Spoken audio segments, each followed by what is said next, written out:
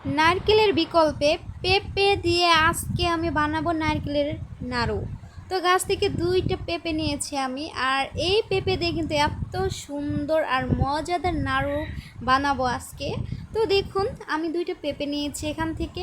আর এখন যেহেতু নারকেলে অনেক দাম, হিউজ পরিমাণ, অনেকেই কিন্তু নাড়ু খেতে চান, তারা কিন্তু জাস্ট পেঁপে হলে এই নাড়ুটা বানিয়ে খেতে পারেন আর বাচ্চাদেরও দিতে পারেন। তো আমি এগুলো ভালোভাবে ধুয়ে তারপর হচ্ছে এভাবে স্লাইড করে কুচি কুচি কুচি কুচি করে কেটে নেব। আর যতটাই কাটা ভালো হবে ততই কিন্তু খেতে ভালো লাগবে। আর এখন ভালোভাবে ধুয়ে তারপর হচ্ছে সিদ্ধ করে নেব। তো ভাপিয়ে শেষ করে তারপর আবার একটু ভালোভাবে ধুয়ে নিতে হবে। আসলে আমরা যদি কিছু রান্না করি বা হচ্ছে যাই খেতে ইচ্ছা করে না কেন, সেটা যদি খুবই ঘরে যা আছে ওইগুলো যদি বানাই তাহলে কিন্তু একটু খারাপ হয় না, আমরা খেতেও পারি আর আমাদের মনটাও ভালো হয়ে যায়।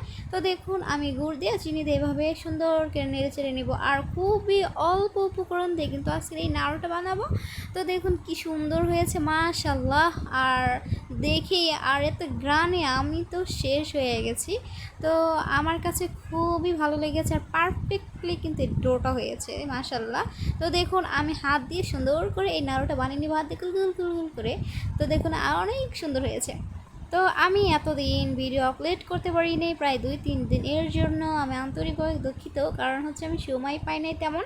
তো দেখুন কি সুন্দরভাবে এই নাড়ুটা বানিয়ে ফেলেলাম এখন। আর আপনারা চাইলে কিন্তু এইভাবে নাড়ু বানাতে পারেন। তো এতটা মজা হয়েছিল বলে বুঝাইতে পারবো না, একদম ইনচুডালি। তো অনেক সুন্দর হয়েছিল মাশাল্লাহ, 2টা পেঁপেতে অনেকগুলো নাড়ু হয়েছে। তো আপনারা চাইলে কিন্তু নারকেলের নাড়ু না বানিয়ে এইভাবে পেঁপের নাড়ু বানাতে পারেন। কেমন হয়েছে অবশ্যই বলবেন। আবার নেক্সট ভিডিও নিয়ে চলে আসবো। আল্লাহ হাফেজ।